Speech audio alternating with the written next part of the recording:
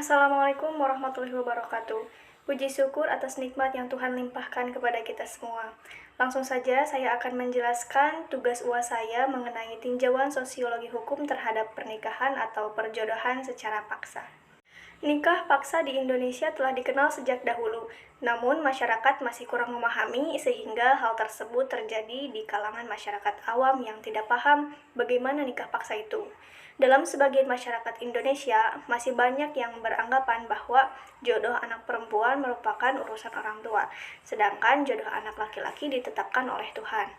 Dalam masyarakat Muslim, masih banyak yang terjadi pola perkawinan secara paksa terhadap anaknya oleh orang tua atau wali, dengan menjodohkan anaknya dari hasil pilihan bapak atau kakeknya. Fenomena yang terjadi di masyarakat Kabupaten Indramayu ini pada praktek pernikahan atau perjodohan secara paksa dilandasi dengan faktor orang tua yang pada umumnya menikahkan anaknya dikarenakan kekeluargaan atau bisa disebut dengan ingin mendekatkan keluarga yang jauh. Namun, ada juga beberapa orang tua yang menikahkan anaknya dengan alasan takut anaknya tidak memperoleh pendamping yang bertanggung jawab, baik dan atau sesuai dengan yang diinginkan orang tua serta dipengaruhi oleh faktor ekonomi. Pernikahan yang dilakukan secara paksa ini membuat para anak perempuan mereka merasa takut dan tidak diadili.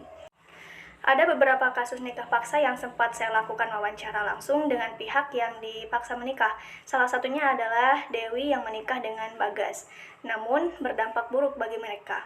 Dewi ini sebagai korban yang melakukan pernikahan secara paksa mengemukakan bahwa mereka melangsungkan pernikahan pada tanggal 10 Januari 2018 dan umur mereka pada saat menikah berumur 21 tahun dan suaminya berumur 23 tahun. Suami Dewi bekerja di salah satu toko sepatu dan mereka sudah saling kenal kurang lebih 2 tahun.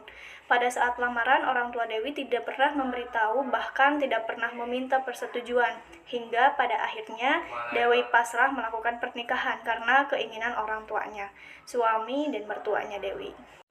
Beberapa tanggapan dari keluarga lainnya bahwa orang tua Dewi ini hanya melaksanakan kehendak karena faktor ekonomi dengan tujuan agar kehidupan Dewi bisa terjamin di masa depan karena Bagas sudah bekerja dan mapan.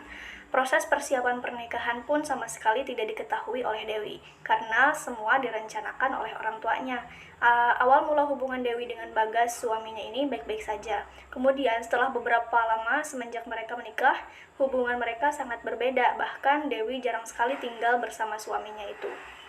Berdasarkan pernyataan yang tadi dapat dipahami bahwa pernikahan mereka memang berlangsung sesuai dengan prosedurnya, sah menurut agama dan diakui oleh negara. Meski tidak ada kerelaan dari mempelai perempuan karena ada perlakuan dari mempelai laki-laki yang membuat Dewi tidak suka lagi terhadap Bagas. Sampai sekarang mereka belum dikaruniai seorang anak karena setelah menikah hubungan mereka memang tidak baik dan di awal pernikahan tidak adanya persetujuan dari Dewi bahkan di depan penghulu sekalipun. Dalam konteks Indonesia, orang tua melakukan pemaksaan perkawinan terhadap anak perempuan didasari tindakannya kepada kitab-kitab fikih dari mazhab Syafi'i. Oleh karena itu, perlu dilakukan penelusuran yang mendalam bagaimana pemikiran fikih Syafi'i dalam hal ini. Masyarakat di sini lebih dominan bermazhab Imam Syafi'i karena dalam hal pernikahan dibolehkan anak perempuannya dinikahkan oleh orang tuanya, tetapi tidak dengan janda. Janda lebih berhak atas dirinya sendiri dibandingkan orang tuanya. Kesimpulan dari kasus ini yaitu realitas sosial khususnya di Kabupaten Indramayu, mayoritas masyarakat melakukan nikah paksa karena adat kebiasaan. Namun seiring perkembangan zaman semakin berkurang dan dibolehkan anak gadis dinikahkan oleh orang tuanya. Di Indonesia mayoritas menggunakan mazhab Imam Syafi'i. Yang membedakan antara gadis dan janda dalam hal pernikahan adalah melalui perizinannya, yakni seorang janda harus mempertegas mau atau tidaknya. Sedangkan anak gadis melalui diam saja sudah dianggap mau dan setuju dalam melakukan pernikahan. Dan hasil dari pernikahan atau perjodohan secara paksa ini berdampak tidak baik terhadap pasangan. Tidak adanya rasa cinta dan pada akhirnya akan berujung pada perceraian dan pada akhirnya orang tua juga yang menikahkan anaknya secara paksa ini merasa menyesal telah melakukan perjodohan itu.